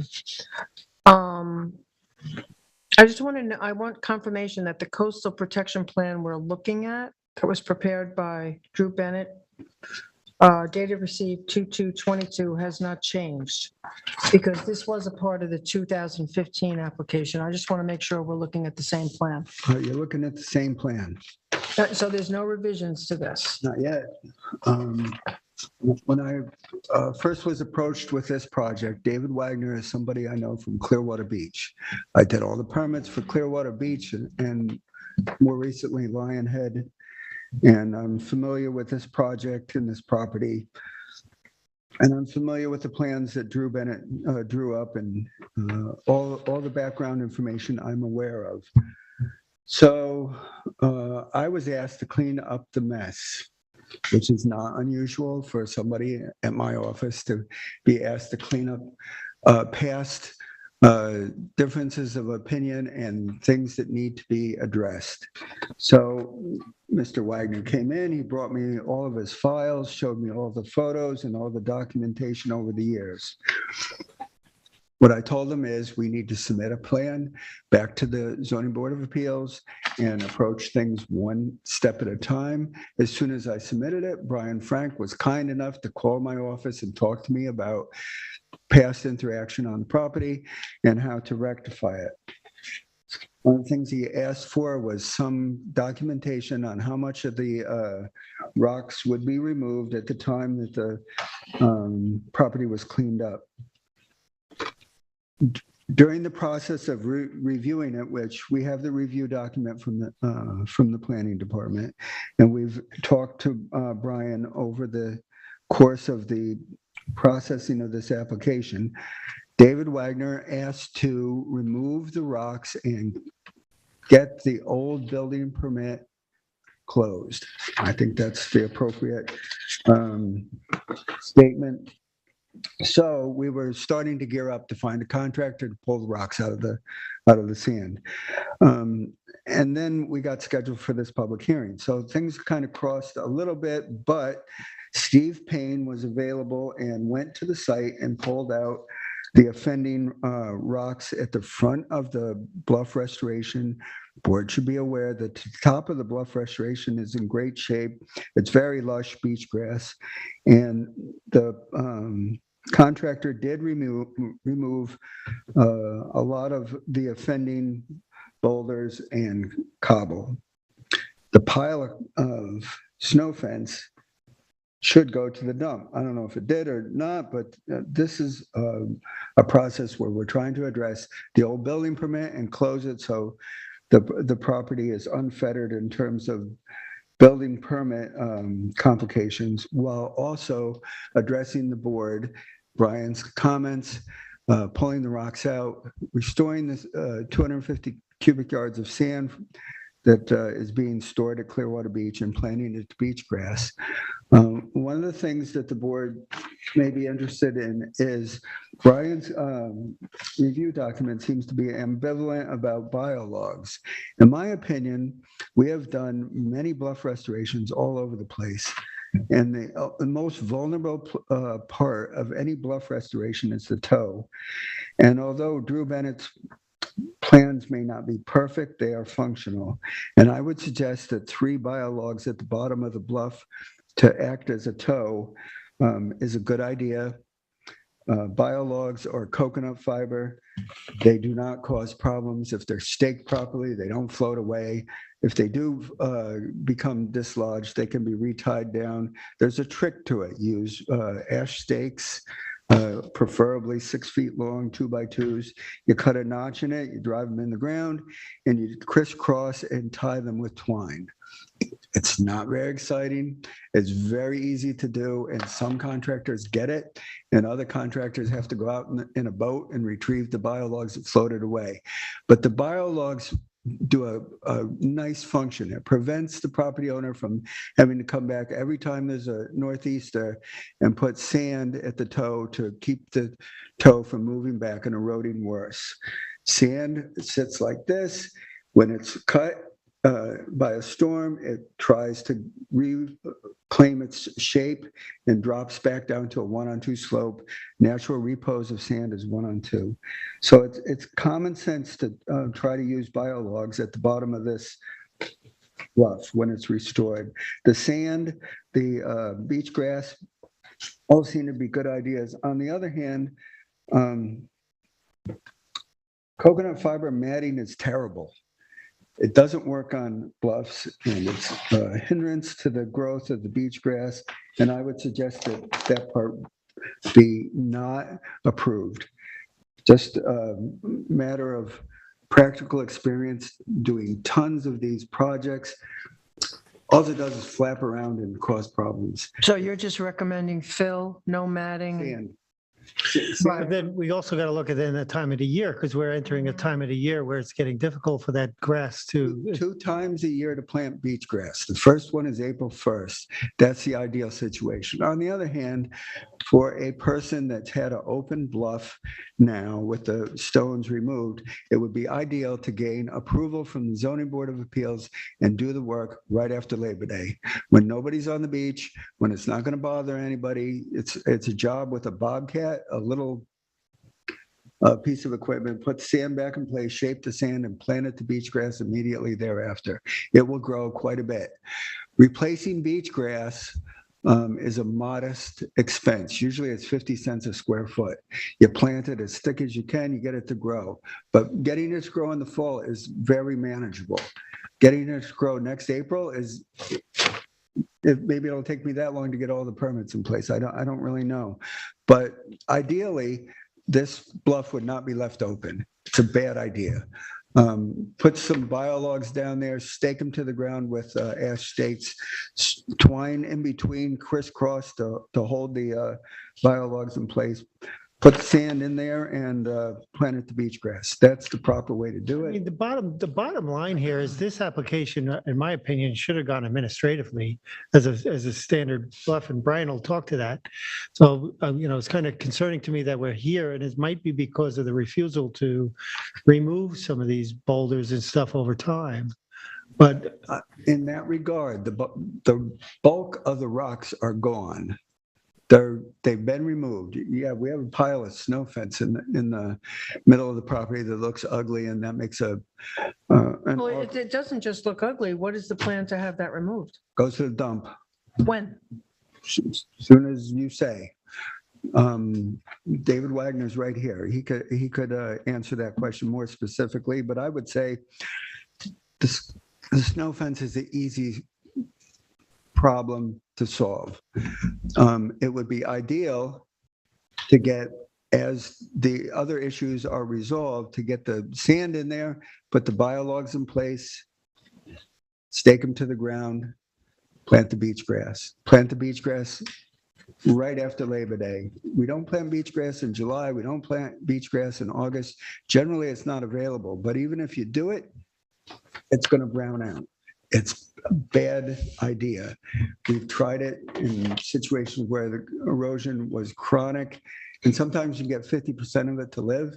It is not very helpful. Also, Brian recommended that we put maritime shrubs in, and putting northern bayberry, beach plum, and Virginia rose is a smart idea. They have long roots. They try to reach the groundwater. They go straight down. If you've seen bad erosion at the south shore of Long Island, you will see the dunes are taken away, and what's left oftentimes is strands of bayberry and Virginia rose roots that sometimes are 10 or 15 feet from top of the dune where the erosion is, along the scarp down towards the water. They try to reach the groundwater. They're trying hard to function. Maritime shrubs is a good idea, and we'll certainly provide that with the plan. We're trying to resolve a building permit application, but we're also trying to resolve the ZBA. The rocks have largely been removed. If there's some issue with this one or that one, Brian can come down and critique the photos that I took, which are much less numerous than the ones that you took, Denise. You did a better job with photos. I tend to stop at about 5. Oh, thank you. In any case, we're here to finish the shoreline here and get it done by Labor Day. That's the idea. Okay, thank you. Brian? Good evening again, everybody. Brian Frank from the Planning Department. Well, this is interesting. I know, Jim Walker has been doing this longer than I have. He's got a lot of experience, and I respect his opinion. I have a different opinion about this, but I don't feel strongly enough to object to what Jim wants to do. But there has been an implementation problem with the with the prior permit that was issued in 2015. I don't want to belabor it. A lot of that detail is in my analysis to the board. This property goes back, its most recent experiences with the board go back to Hurricane Sandy and an application that was made after that for a revetment. When that wasn't approved, there was a coastal restoration that was approved by the planning department administratively, but there had been implementation problems with that, and those were hard to resolve. The administrative process is really supposed to be pretty straightforward. It's not supposed to require multiple field visits or attempts to correct it, and after numerous attempts, it was just better to terminate it, to not extend the permit anymore and have it go through the conventional review. I was approached about the need to close out the 2015 building permit, and if all the work that was done in theory, under the umbrella of the 2015 natural resources permit is removed, I would, support closing out the building permit to the building department, and that's what obviously the applicant and the property owner are working on now. It looked. I was hoping to go visit the property before tonight's hearing, and I apologize I didn't have time to do so. So my most recent view of the property is through member Savaris's photos. I do think from that limited view that certainly the restoration or the removal, the correction, whatever the right term is, if it's not there, it's pretty close. It looked pretty good from member Savaris's photos, but I haven't been to the property. I really don't disagree strongly with what Jim says, but my experience is a little bit different. I do think the coir logs are best used on steep slopes when you're trying to stabilize them to keep that slumping from going down. I don't think there's I think the slope is shallow enough, and I think it's shown on the Bennett plan here at 1 to 2 now. That you don't necessarily need the coir log if you want to have a belt and suspenders approach and have that as a little added protection on the toe. I don't see the harm in it. if this bluff is hit by a nor'easter, those logs are going to get dislodged. They're held in place by, as Jim mentioned, wooden stakes and jute twine. I have seen in Kings Point Road, I do think while coconut matting may not be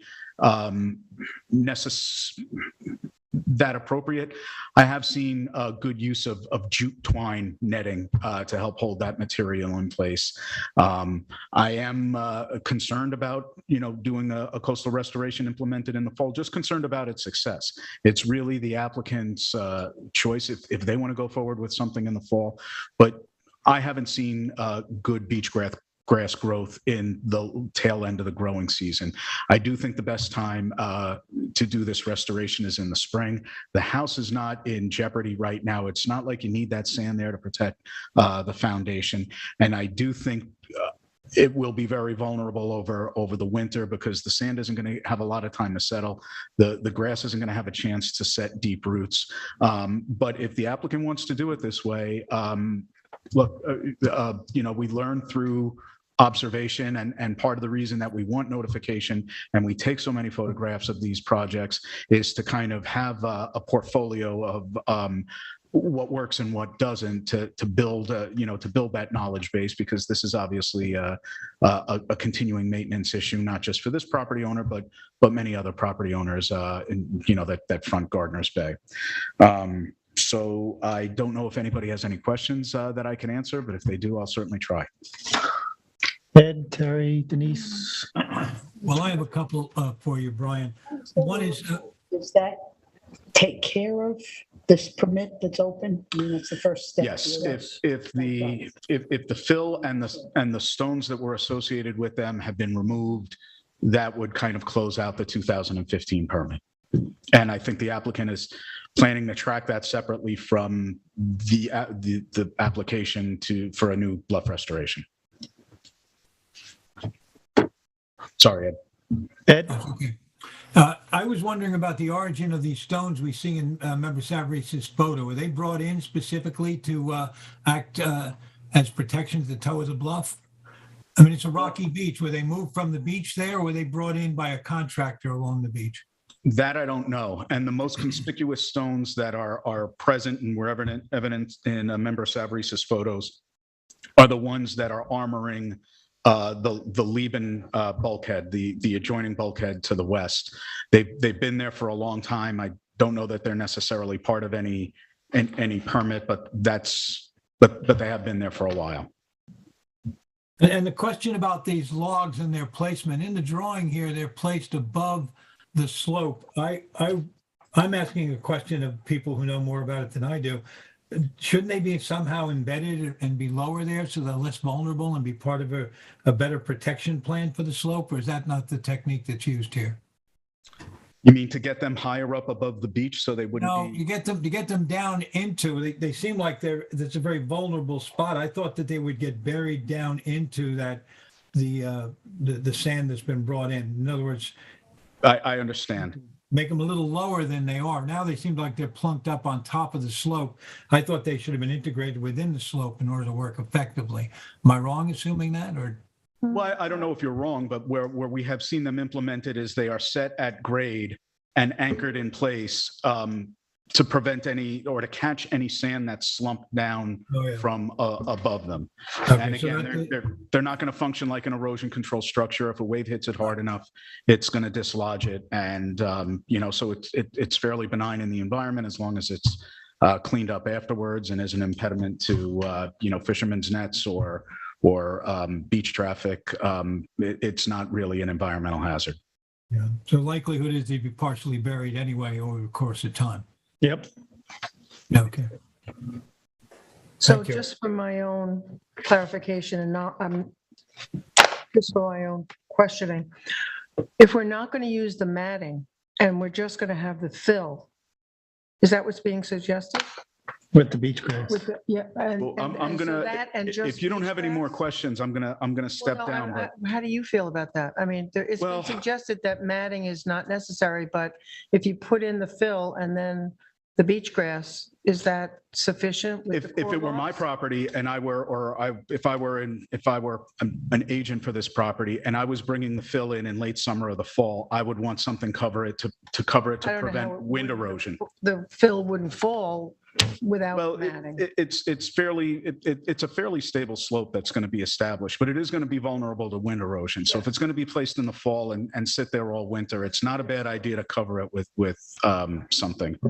But I do think whatever's going to happen, if the plans are going to be revised, the agent should submit something so that the board knows exactly what they're approving and the applicant knows exactly what's expected of them. I agree. I think we had conversations, maybe you can come back up regarding beach grass versus woody species. So where do we go from here? Brian seems to like matting. So I think we include 4-inch matting. It's good to be flexible in life. Some people think I'm hard-headed. My wife does, but we'll skip that. We'll put in a 4-inch jute matting. We'll tuck it under the biologs and go up the hill. It's fine. In my opinion, the biologs, especially if the job is done in September, provide a toe to the new slope. If that's all it does, it's doing its job and it'll allow most of the sand to stay. When we do these jobs, we tell the property owners in advance that they're going to lose sand from time to time during northeasters, and they should go back and put the sand back in place in the spring and plant it to beach grass. If you're going to do it in September, I would suggest that you put 3 18-inch biologs there. And yes, they would lay flat on the beach. It would be better if 2 were on the side and the third one was on top. But we can work with Brian on the layout of a biolog and jute fabric mat for a bluff restoration and not bother the board, except, yes, we'll put the 4-inch jute fabric matting up the slope right to the beach grass. Yes, we'll put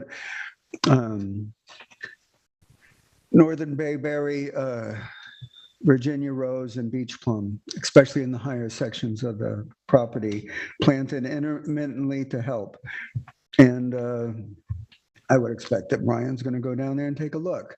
And the pile of snow fence will be removed before Denise has a chance to show up. So I think then that maybe to speed this along is that the suggestion is when we make our decision that we condition the planting to be in agreement with the planning department. I think it's fine. 4-inch grid jute fabric allows you to plant beach grass with a trowel like this.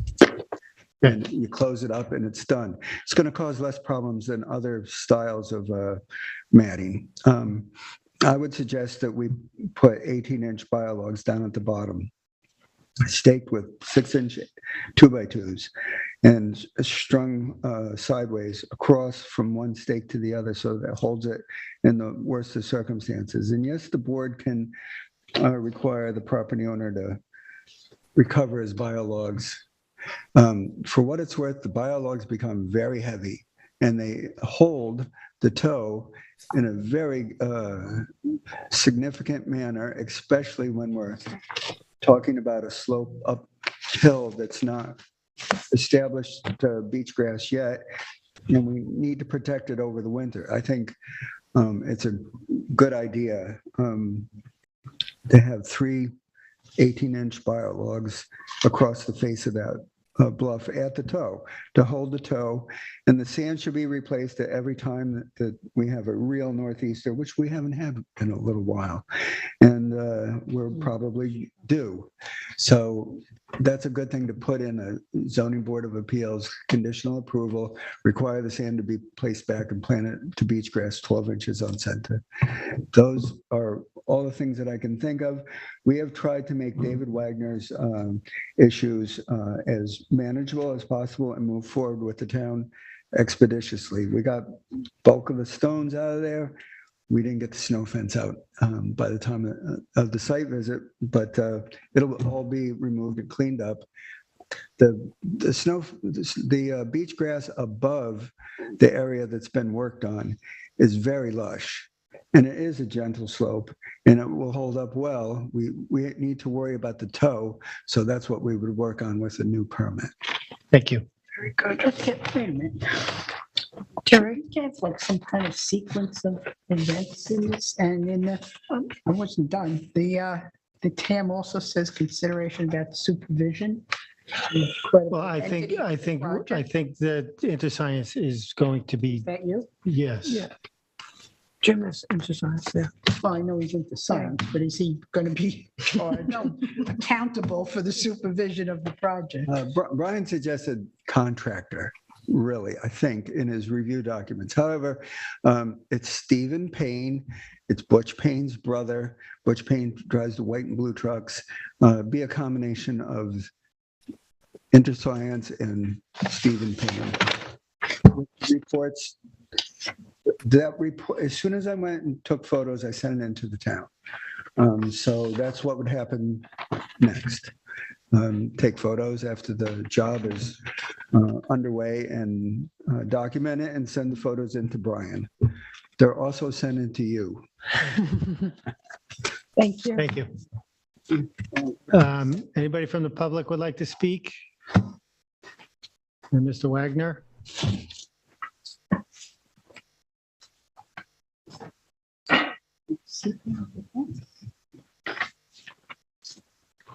My name is David Wagner. I live at 237 Kings Point Road in East Hampton. You swear affirm to tell the truth, the whole truth, and nothing but the truth? Yes, I do. Thank you. Dear members of the board, I'm 82 years old. I lived in Rockaway Beach in my younger years, and I worked at Atlantic Beach. And I've been in the beach for 82 years. I know the beach. I'm a boater, a fisherman. I was president of Clearwater Beach HOA for many years, and I worked with Brian very closely in a couple of issues. He's a tough guy, but he's a very fair guy and a very knowledgeable guy. Unfortunately, we're still working together. We bought the house in 1990. There was no sign whatsoever of erosion on that property or the adjoining properties. About 2 years after 1990, we had the Halloween storm. The 3 properties to my left were devastated. I mean, it looked like the moon. It was terrible. So the 3 properties to my left applied for bulkhead. At that time, it was permitted. I also applied for it. But I thought it over because I had no erosion after that Halloween storm. My property was fine. So I withdrew my application. They built the bulkheads. From that day on, I've had countless encounters with terrible erosion, grief, and despair. The property, which was a pleasure for me and my family, turned into a real horror story. Every northeaster, we lost a little bit more property, a little bit more property. There was nothing I could do. So I applied for a beach restoration after the Halloween, after Hurricane Sandy, which really wiped out about 18 feet of my property. I hired a contractor, and I want to apologize, and I want to say I'm sorry. He was overzealous and sourced those big boulders that he put in the bluff from the beach. They were naturally occurring boulders. He took them out of the water and he put them in. I told him the town is going to have a fit. Don't do it. He did it anyway. And I think my biggest crime was trying to protect my property. So I let him do it. It was a mistake. So we're here now. I removed those boulders. I admit it was wrong. I just want to leave you with one thought. The bulkheads in East Hampton affect the last guy in line. I'm the last guy in line. I'm taking the brunt of the energy that's thrown off those bulkheads. It's thrown onto my property, and I'm going to have an ongoing problem for years to come because of those bulkheads. I never had a problem before those bulkheads went in. And I'm going to continue having a problem because of those bulkheads. And all I can say to you is, think about some type of relief. I don't know what it is, I have some ideas, but I don't think tonight is the time to talk about it. I have some thoughts, and I know what I'm saying. I've been on the beach all my life. I know the dynamics of the beach. There has to be some kind of relief for that last guy in line after those bulkheads, because it's going to keep happening. Those bulkheads are causing my erosion. Thank you very much. Thank you. Thank you. Thank you. Anybody else? Come on up.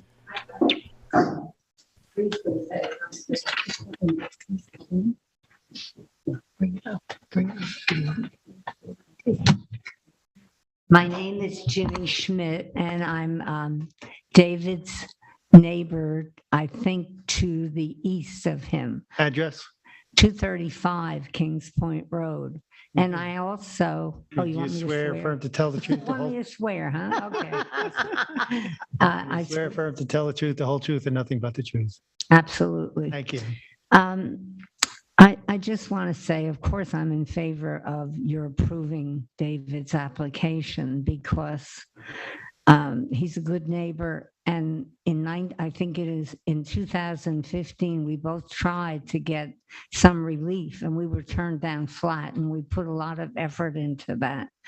And since that time, I've been also very upset, but I was so turned off by the lack of sympathy of the board to our problem that I just gave up. And the money that I've seen David throw into getting this straightened out, I just don't have, and I think it's hurt him tremendously, and also he's suffered emotionally from this. It's very depressing when you see your property being washed out after every winter storm. And my only observation is, from what I'm hearing from, is it Jim, and from Brian, I'm very concerned that what he's proposing to do, which I have no objection to, even if it affects me a little bit, I don't think it will.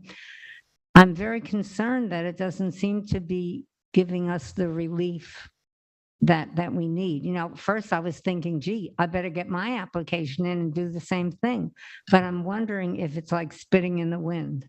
If the first northeasterner or the first December storm, which seems to affect us tremendously, the first time that happens, if we lose more and more property, I've lost at least 18 feet. I had a natural bluff in front of my property, and I do have bayberry planted. It planted itself. I tried beach plum, and that died. But on that one little corner of the bluff where I am adjoining to Clearwater Beach property, that has stood because of the bayberry, but everything else is continuously eroding. And I want to thank you for your time, and hope you'll be sympathetic to anything we might be able to propose in the future that would be a better help, and not just throwing good money after bad. Thank you so much. Thank you. Anybody on the caller, Matt? You have zero callers. Thank you. Okay, I'm going to ask then Denise if you want to. Can I ask a question? Is this the entire plan? This is the plan? Yes. Okay, and this seems adequate. And what about the affidavit? Are they willing to do an affidavit from the contractor on these steps that get done? I don't see any problem asking for an affidavit from the contractor. The plans are Drew Bennett's plans. He's an engineer. I don't think the plans need to be resolved much. I would say I would give Brian Frank and the Zoning Board of Appeals a sketch that shows how InterScience would suggest that we put matting in the 3 biologs in place. That's fair game. That's a reasonable thing. It doesn't need to be engineering. It will be done based on my best experience. So that means we're going to leave the record open. Is that correct? You can leave the record open for a couple weeks. We'll do it right away. Great. Submit a sketch regarding I'm going to do it. matting and the Their core logs. proposed means and methods. Going to do a hybrid of what Brian recommends and what Jim recommends. Okay. It'll be into the board immediately. Tomorrow? It's a very. Give yourself some time, yeah. Take that drawing and put 3 biologs on it with 4-inch matting. So above open it. 2 weeks? We'll put some northern bayberry. Yeah, 2 weeks is fine. Thank you. I don't think we want to wait and hold off. Before you turn around, it will be Labor Day and everybody will Correct. hopefully be leaving and things will quiet down out here. But, in the meanwhile. Fields is going to get removed tomorrow? The debris field. Longer tonight. Just going to keep at it here, Jim. You took a lot of pictures of that debris field. Doesn't the debris field have to go with the? I think your intention was to embarrass me. But in any case, yes, the debris field will go right away and we'll submit a plan to Brian Frank electronically. It will be also copied to the ZBA in the normal manner. We'll do it immediately. We would like to stay with Drew Bennett's plans. Getting Drew to change things is getting I agree. more difficult because he's getting older and doesn't want to. So you're just going to supplement it with a check, with a sketch, I mean. He's going to submit a sketch regarding means and That's fine. methods, yes. So we'll leave the record open for 2 weeks. We're going to give you a nice cross-section that Thank you. Brian can review. All right, we ready? Yep. In the matter of the application of David Wagner, 237 Kings Point Road, Springs, Suffolk County Tax Map Number 324-1-32, I make a motion that we keep the record, close the public hearing, but leave the record open for 2 weeks, asking for an affidavit from the contractor and submission of a sketch regarding means and methods of the project. Do I have a second? Well, I'll second that, but I think the affidavit is as the project. I don't know if the affidavit can be in 2 weeks. So you want that? Oh, he's out? saying yes, so he agrees with it. All right, Yes. yeah, that's Yeah. fine. Thank you. Done Do we have a as second? it happens. Second. Brian, go down to site, yes. Okay, I'll concur. Thank you. I concur as well. All right. Thank you, everyone. Thank you. Thank you.